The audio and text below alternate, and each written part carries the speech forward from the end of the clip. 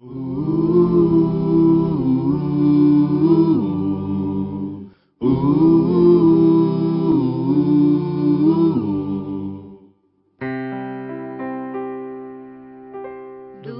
teu falar, ó Salvador, jamais vou duvidar, é encorajador. Alimento Diário, Série E, Então Virá o Fim. Título do volume 3, Preparar o Material para a Edificação. Autor, André Dong. Título da Semana 1, Preparar o Material para a Edificação. Quarta-feira. Ler com oração Mateus capítulo 16, versículo 24, que diz: Disse Jesus a seus discípulos: Se alguém quer vir após mim, a si mesmo se negue. Tome a sua cruz e siga-me. Tomar a cruz e seguir o Senhor. Já vimos que em Cesareia de Filipe, o Senhor Jesus fez grandes revelações aos discípulos sobre Cristo e a Igreja. Ali no monte, ele também revelou que era necessário seguir para Jerusalém e sofrer muitas coisas dos anciãos, dos principais sacerdotes e dos escribas, para depois ser morto e ressuscitado. Por não entender as palavras do Senhor Jesus, especialmente sobre sua morte e ressurreição, Pedro o reprovou. Mateus capítulo 16, versículos 22 e 23. E Pedro, chamando-o à parte, começou a reprová-lo, dizendo: Tem compaixão de ti, Senhor. Isso de modo algum te acontecerá. Mas Jesus, voltando-se, disse a Pedro: Arreda, Satanás. Tu és para mim pedra de tropeço, porque não cogitas das coisas de Deus e sim das dos homens. Mateus capítulo 16, versículos 22 ao 23. Amados irmãos, esse mesmo homem que foi usado por Deus Pai para revelar que Cristo é o mistério de Deus, também foi usado por Satanás no instante seguinte. Pedro é nosso maior representante. Há momentos em que somos tão inspirados por Deus, como pela manhã ao ler a Bíblia e o alimento diário, sentimos-nos cheios do Espírito e falamos por Deus. Mais tarde, talvez diante de alguma contrariedade, deixamos de viver no Espírito e depender do Senhor, e de nossa boca saem palavras que não procedem de Deus. Assim como Pedro, fomos usados por Satanás. Essa grande dificuldade precisa ser vencida para o Senhor completar a edificação da igreja. Como vencer? Seguindo o Senhor. Em outras palavras, podemos dizer que seguir o Senhor é o próprio viver da igreja. Nosso Senhor deu uma grande revelação. Então disse Jesus a seus discípulos: Se alguém quer vir após mim, a si mesmo se negue, tome a sua cruz e siga-me. Mateus 16, 24. Não podemos seguir o Senhor sem tomar a cruz. A cruz não é para causar sofrimentos, mas é para matar.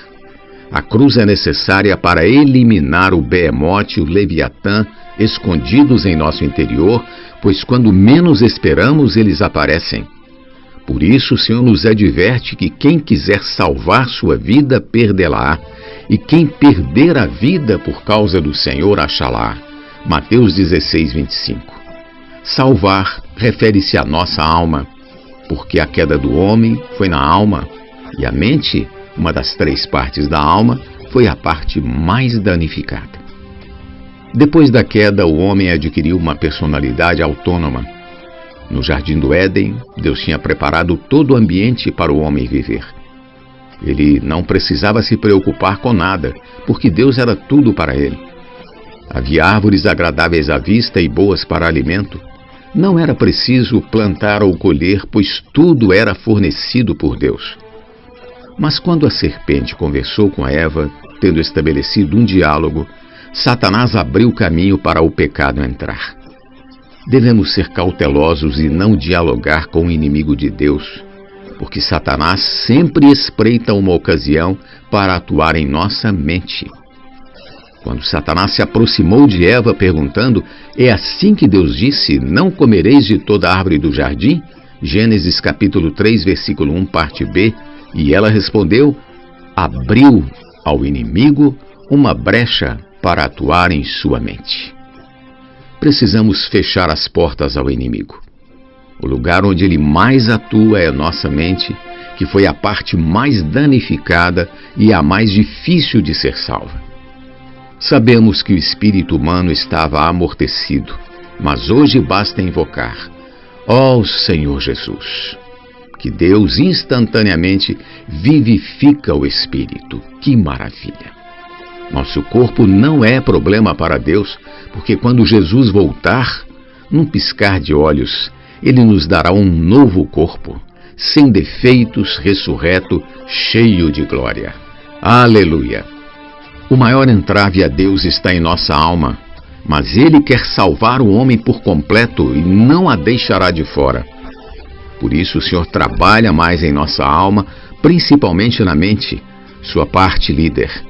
Devemos então colocar a mente no espírito, porque a mente posta na carne é morte, mas a mente posta no espírito é vida e paz. Romanos 8:6.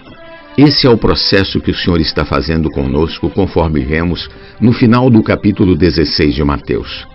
Por fim, quando o Senhor completar a edificação da igreja, quando a etapa de salvar nossa alma for completada, virá a manifestação do reino dos céus, mencionada no capítulo 17 de Mateus.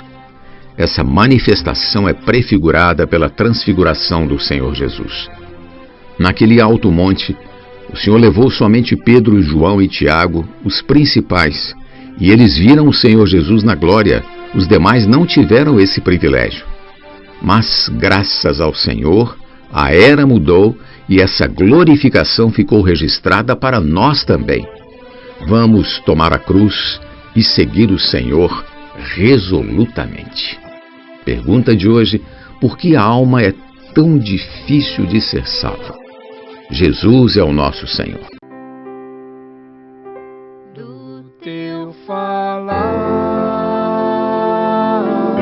ó Salvador, jamais vou duvidar, é encorajador, fiel me faz andar, faz tua glória eu ver. O mal vem derrotar, fiel me faz andar, faz tua glória eu ver, o mal vem derrotar.